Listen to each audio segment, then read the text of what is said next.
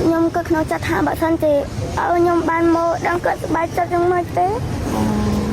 យប់មិញខ្ញុំទៅតែបរោះវីដេអូរកគាត់ទេដោយសារខ្ញុំតំណែងតំណងទៅតាមណាក៏អត់ដឹងព័ត៌មានថាគាត់ភៀសខ្លួនទៅណាដែរក៏ប៉ុន្តែយប់មិញហ្នឹងមកប្រហែលជា10ខ្ញុំផុសវីដេអូរកគាត់ព្រោះខ្ញុំអស់មកចូលបាយក្នុងការរកគាត់ហើយព្រោះអីដោយសារថ្ងៃនេះគឺជាថ្ងៃកម្មវិធី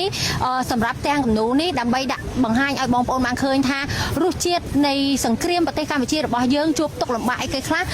មួយផ្នែកដកស្រង់ចេញមកគឺជារឿងពិតដាក់លាតត្រដាងនៅលើផ្ទាំងគំនូមួយនេះហើយពេលក្មួយបានដឹងថាមីងបរោះ Facebook រកក្មួយមានអារម្មណ៍បែបណា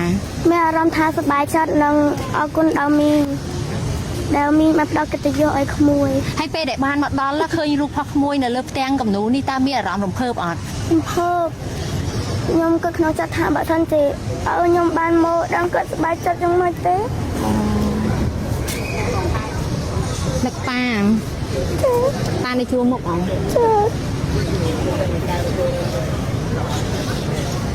ចឹងបងប្អូនទាំងអស់គ្នាល្ងាចនេះខ្ញុំនឹង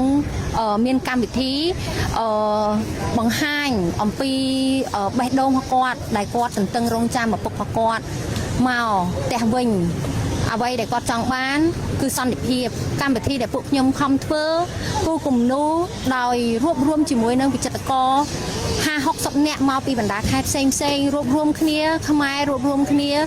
ចេញជាផ្ទាំងគំនូមួយនេះដើម្បីស្រែករកសន្តិភាពដើម្បីឲ្យប្រទេសដែលមានអំណាចជួយដល់ប្រទេសកម្ពុជារបស់យើងប្រទេសកម្ពុជារបស់យើងត្រូវការសន្តិភាពមិនត្រូវការបាត់បង់